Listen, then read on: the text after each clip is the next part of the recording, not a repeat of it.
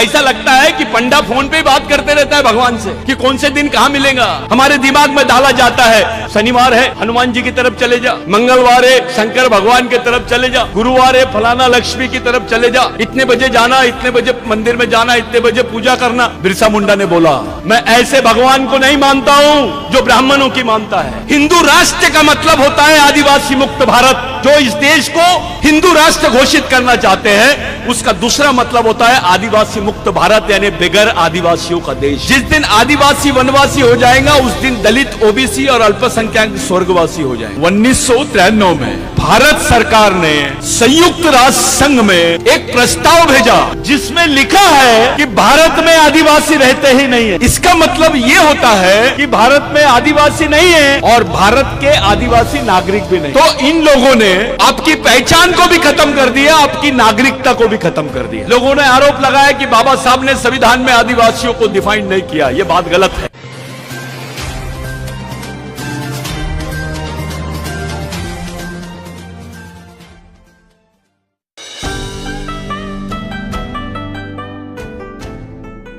इस देश में एक अलग माहौल बनाया जा रहा है। जिसका यह देश है उस देश का 7/12 ही बदल रहे हैं लोग। उस देश का मालिक आदिवासी है यह बात को मानने से इनकार कर रहे हैं, लेकिन दूसरी तरफ एक रणनीति और अपना रहे हैं, आदिवासियों को वनवासी बोल रहे हैं। यह बहुत बड़ा मुद्दा है। जिस दिन आदिवासी वनवासी हो जाएगा उस दिन दलित, ओबीसी और अल्पसंख्यक स्वर्गवासी हो जाएगा। ये कर तो रहे आदिवासियों के साथ, लेकिन इनका टारगेट दलित भी है, ओबीसी भी है, अल्पसंख्यक भी है। पहले आदिवासी मरेगा, लेकिन बाकी सब लोग वेटिंग लिस्ट में रहेंगे। धीरे धीरे मरेंगे, लेकिन मरेंगे सब। यह बात पहली है।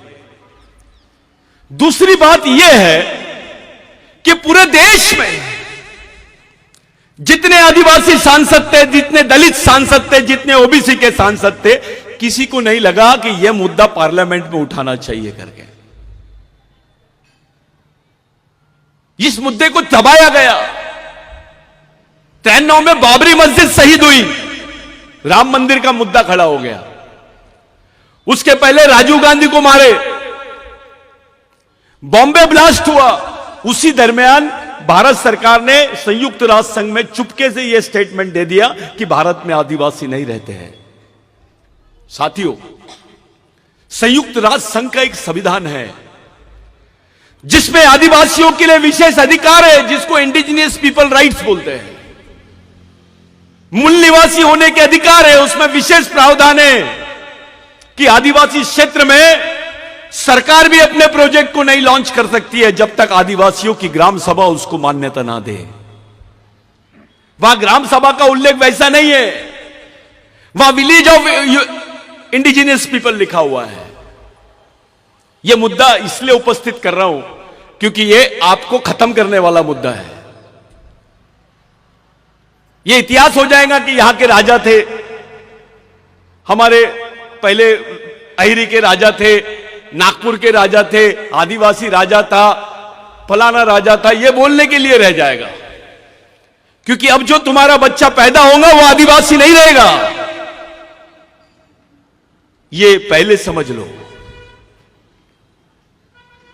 तुम जो सोच रहे हो, जो तुमको आज आरक्षण है, आप अनुसूचित जनजाति के करके नहीं है, आप आदिवासी हो करके है। आपको 5वीं अनुसूची के अधिकार मिले हैं, आपको जमीन पे प्रोटेक्शन मिला है। आप अनुसूचित जनजाति के हो करके नहीं, आप आदिवासी हो करके मिला है। डॉक्टर बाबा साहब अंबेडकर ने संविधान की जो डिबेट हुई, जयपाल मुंडा ने जब यह प्रश्न उठाया कि आदिवासियों को आदिवासी बोला जाए, तो बाबा साहब ने उसका इंटरप्रिटेशन किया कि आदिवासी, पूरे देश के आदिवासियों को एक जगह लाने के लिए अनुसूची बनाई गई है जिसको शेड्यूल बोला गया है। उसका हिंदी में अनुवाद गलत हुआ है कॉन्स्टिट्यूशन में। बाबा साहब ने बोला to consolidate, to make consolidate the tribes of India, all tribes of India.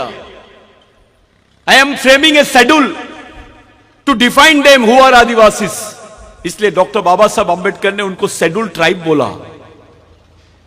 लोगों ने आरोप लगाया कि बाबा साहब ने संविधान में आदिवासियों को डिफाइन नहीं किया। यह बात गलत है। बाबा साहब ने संविधान में प्रावधान रखने के पहले संविधान पूर्व बहस में, जिसको प्री कॉन्स्टिट्यूशन डिबेट बोलते हैं, उसमें बाबा साहब ने रखा, जिसको 2011, 2010, 11 में सुप्रीम कोर्ट ने कंफर्म किया कि आदिवासी ही देश के मूल मालिक है और वो प्रथम नागरिक है। साथियों, आदिवासियों के संबंध में सुप्रीम कोर्ट बोलने के बाद भी गवर्नमेंट नहीं मानती है। इस देश की व्यवस्था संवैधानिक व्यवस्था है। यहां संविधान बनाया बाबा साहब ने। सुप्रीम कोर्ट से बड़ा कोई कोर्ट नहीं है, कोई कोर्ट नहीं है भारत में। सुप्रीम कोर्ट के बोलने के बावजूद भारत सरकार यह मानने को तैयार नहीं है कि आदिवासी इस देश के मूल मालिक है। हमारे बैल सांसद जाते पार्लियामेंट में और चुपचाप बैठते हैं, कुछ नहीं बोल रहे हैं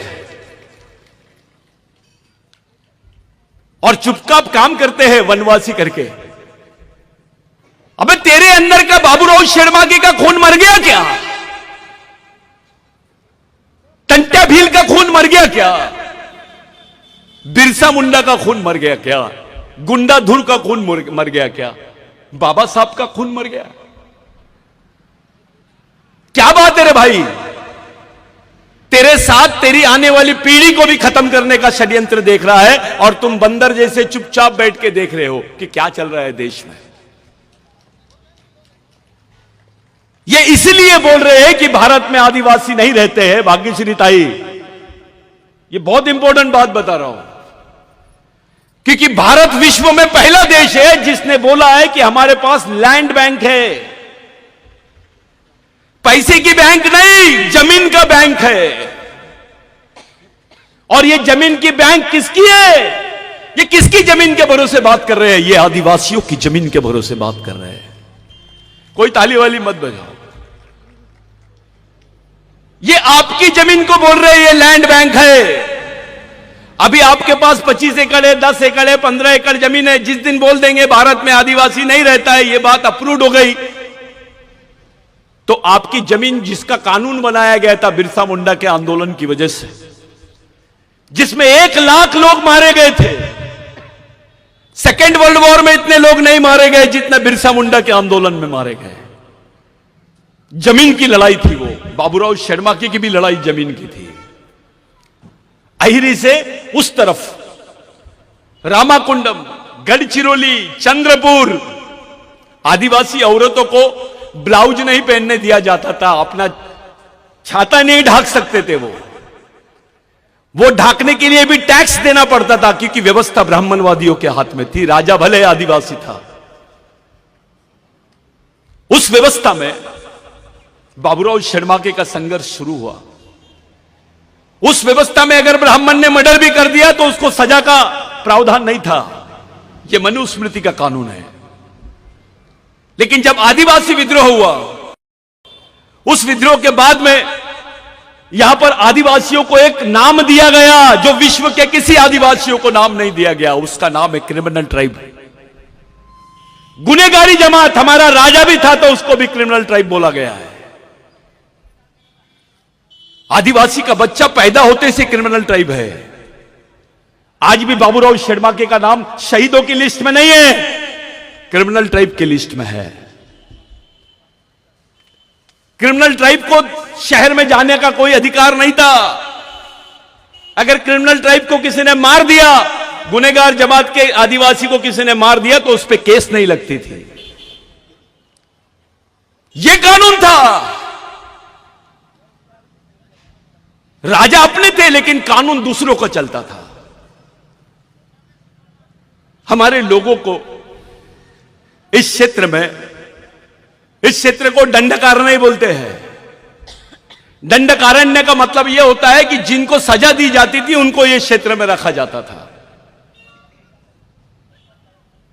आज भी किसी को ट्रांसफर करना है कोई ऑफिसर ज्यादा वहां पर ये कर रहा है तो उसको गढ़चिरौली भेज देते हैं, अहिरी भेज देते हैं, आलापल्ली भेज देते हैं। ये कौन सी जगह है सजा देने के लिए, जिसको ओपन प्रिजन बोलते हैं, खुली जेल यानी गढ़चिरौली। इस संघर्ष को अंजाम दिया था उस वक्त बाबूराव शेड़माके ने। बाबूराव शेड़माके अपने जमींदारी को छोड़ा, गोंड को साथ में लिया, माड़िया को साथ में लिया, दलित को साथ में लिया, ओबीसी को साथ में लिया, मुस्लिम पठान को साथ में लिया और आंदोलन छेड़ा। बाबूराव शेड़माके के आंदोलन ने ये जो पश्चिमी क्षेत्र है चंद्रपुर तक, वहां के दलित के पास, आदिवासी के पास, ओबीसी के पास, मुस्लिम के पास जो जमीन आई है वो बाबूराव शेड़माके के आंदोलन की वजह से आई है। उस आंदोलन के बाद ही तुमको सरकार ने जमीन के पट्टे दी। 1911 के पहले के रिकॉर्ड चेक कर लो। तुम्हारा भगवान कौन है? कौन से भगवान ने तुमको जमीन दिया? किनके आंदोलन की वजह से तुम्हारे हाथों में जमीन आई? उस वक्त तो आरक्षण नहीं था, उस वक्त कोई नौकरी के साधन नहीं थे, सिर्फ मजदूरी करते थे लोग। उसका साधन जिंदा रहने का यानी जमीन ही थी। वो जमीन भी हमारे पास से अब जाने वाली है। ये एमएलए भी रहेगा, मिनिस्टर भी रहेगा, क्लास 1 अधिकारी भी रहेगा, कलेक्टर भी रहेगा, तो उसका बच्चा आदिवासी नहीं रहेगा। इतना बड़ा षड्यंत्र आदिवासियों के खिलाफ में इस देश में हो रहा है। हिंदू राष्ट्र का मतलब होता है आदिवासी मुक्त भारत। जो इस देश को हिंदू राष्ट्र घोषित करना चाहते हैं, उसका दूसरा मतलब होता है आदिवासी मुक्त भारत, यानी बगैर आदिवासियों का देश। जब तक इस देश में आदिवासी है, इस देश का नाम कोई बदल नहीं सकता, क्योंकि उसका भूमालक आदिवासी है। ये आदिवासियों को ही हटाना चाहते हैं, इसमें कोई बचने वाला नहीं है। हमारे लोग कभी बोलते हैं ये एमएलए ने काम नहीं किया, वो एमएलए ने काम नहीं किया, वो देख नहीं रहा। ये तो छोटी बात है।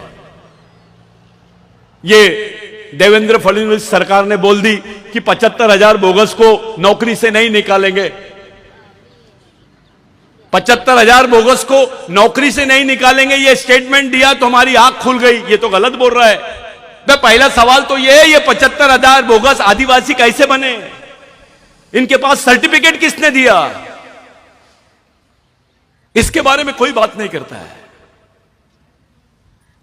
एक ऐसा आदमी जो तुम्हारी सर्टिफिकेट लेता है, जाति का दूसरा प्रमाण पत्र बना के झूठा प्रमाण पत्र बनाता है, ऐसे, और वो तुम्हारे नौकरियां लेता है, उसका उपभोग करता है, ऐसे आदमी को तुम लोग बोगस आदिवासी बोलते हैं।